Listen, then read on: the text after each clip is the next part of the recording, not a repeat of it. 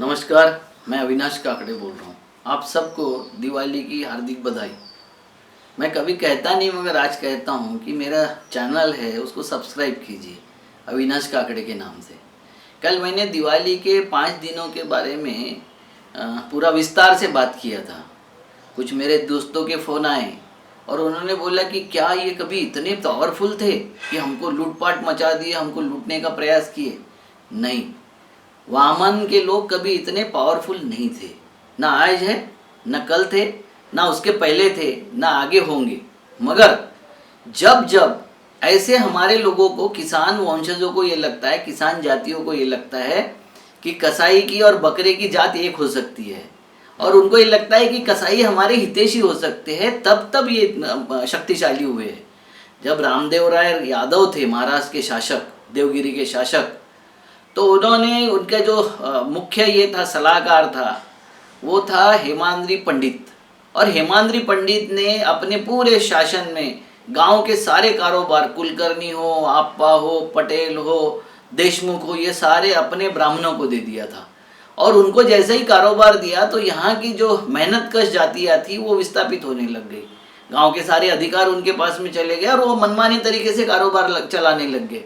तो इससे रुष्ट होकर जब यहाँ मुस्लिम आक्रांता आने लग गए तो यहाँ के लोगों ने प्रतिकार करना बंद कर दिया और उनका स्वागत किया।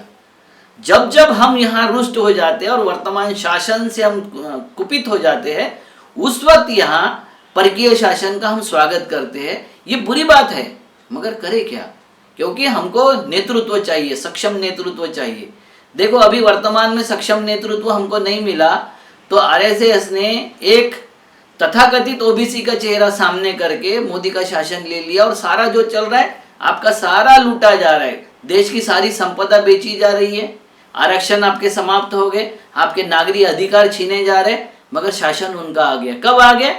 जब ये क्लास, जो किसान वर्ग है, वो उनके फेवर में आ गया। जब ऐसा हुआ, छत्रपति के जमाने में भी यही हुआ, अंग्रेजों के जमाने में भी यही हुआ। अंग्रेजों ने तो बोला इनका न्यायिक चरित्र नहीं है। जब इनको इनका वास्तविक स्वरूप दिखाई दे गया तो वाइसराय ने लिख के भेजा महारानी को कि इन लोगों को, ये पंडितों को कभी न्यायिक इस पे नहीं रखना चाहिए, इनको शासन में नहीं रखना चाहिए। अगर रखा तो इनका न्यायिक चरित्र नहीं है, ये अन्याय ही करते हैं। यह उनको समझ में आ गया था। तो जितने भी वक्त में इन्होंने हमको ठगा होगा, लूटा होगा, तो हमारे लोगों का कंधा लेके लूटा है। कंधा भी हमारा था और गन पॉइंट पे भी हम ही थे। ये ध्यान में रखना चाहिए कि इनकी और हमारी नेचर ही अलग है। हम कभी ठगते नहीं, हमको लड़ना है, बुरा लगा तो सामने सामने बात करते, ये सामने नहीं पीछे से वार करते हैं। हर वक्त इनका नेचर रहा है पीछे से वार करने का। तो इसमें मैं ये नहीं कह रहा हूँ कि ये बहुत बलवान हो गए थे, चाहे वो कितना भी बोले मिशीवाला बाबा, रेशिम बागी, कि हम 72 घंटे में तैयार होते। तुम नहीं हो सकते 72 घंटे नहीं, तुम 72 साल नहीं, 72,000 साल तुम पैदा नहीं हो सकते और तैयार नहीं हो सकते, कुछ नहीं कर सकते।